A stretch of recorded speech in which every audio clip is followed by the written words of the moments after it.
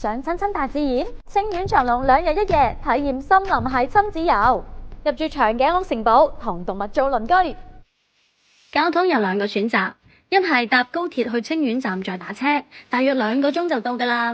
2係搭永東跨境巴士直達度假區，大概3個半鐘就到。第一日中午去到長頸鹿城堡酒店，酒店有眾多嘅房型選擇，斑馬房、綠翠房、綠翠家庭房、綠翠套房、庭院溫泉房等等。至於情侶朋友咧，就可以揀庭院溫泉房㗎，足不出戶就可以喺房裏面享受私人溫泉啦。長隆開創咗第一個動物加溫泉療愈體驗啊！天然溫泉咧係富含咗偏硅酸、氟啦、鈣啦、鎂啊等等嘅微量元素嘅真氣水質，係具備多重養生功效㗎。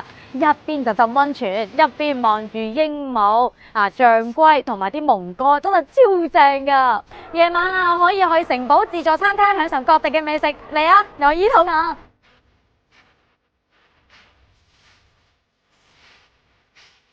一入完咧，就先嚟坐翻一趟復古蒸汽火車啊！巴士靠左靠後面嘅車廂，視野開闊，點靚相咧就話咁易啦。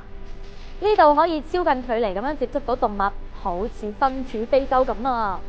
中午咧仲可以去獅王餐廳同獅子一齊食午餐，真係好刺激㗎！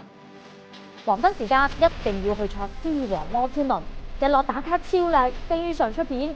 又或者咧去到長頸鹿大草原，用摩天輪做背景，長頸鹿喺後面經過，靚相要 get 啊！最後5點大巡遊啊，冇遮擋晒所有嘅花車，睇埋就可以開開心心